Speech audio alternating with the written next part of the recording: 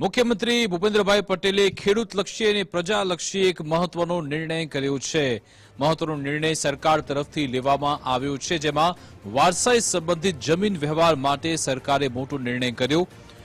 વારસાઈ સંબંધિત જમીન વ્યવહારોમાં સ્ટેમ્પ ડ્યુટીમાં રાહત આપતો મુખ્યમંત્રીનો આ નિર્ણય, જેમાં જંત્રી આધારિત સ્ટેમ્પ ડ્યુટીની જોગવાઈમાં રાહત આપી ₹300ની ટોકન સ્ટેમ્પ ડ્યુટી લેવાનો ખેડૂત પ્રજાહિતલક્ષી નિર્ણય લેવામાં આવ્યો છે, જેનાથી ખેડૂતોને ખેતીની જમીનની વારસાઈ મિલકતના વેચાણમાં આર્થિક ભાર ઓછો થશે। પરિવારના સભ્યો વચ્ચે મિલકત વહેંચણીની સરળતા થતા વિવાદ અને કોર્ટ કેસમાં પણ ઘટાડો થશે।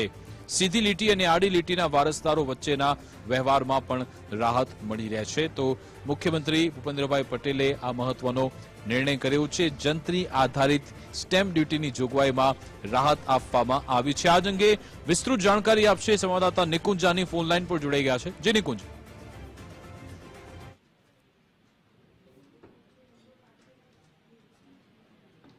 જી નિકુંજ।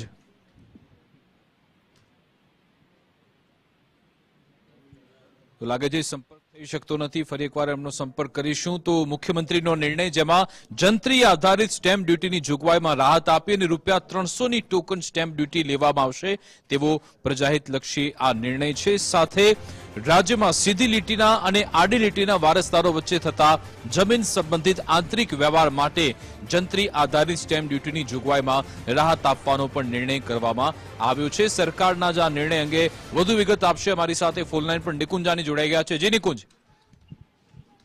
વિકાસ, વારસાઈ જમીન વ્યવહારોમાં માત્ર હવે ₹300 ટોકન સ્ટેમ્પ ડ્યુટી જે છે તે લાગુ પડશે।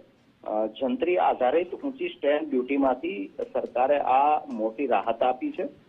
સીધી અને આડી લીટીના જે સીધા વારસદારો છે તેમને જ્યારે પોતાની વારસાઈ હક અંગેની આ પ્રકારની કાનૂની પ્રક્રિયા અનુસરવાની હોય છે, ત્યારે પહેલા જંત્રી આધારિત સ્ટેમ્પ ડ્યુટી જે છે તે ભરવી પડતી હતી, પરંતુ હવે તેમાં સરલીકરણ કરવામાં આવ્યું છે અને માત્ર ₹300 ટોકન સ્ટેમ્પ ડ્યુટી લાગુ કરવા માટેનો રાજ્ય સરકારે નિર્ણય લીધો છે।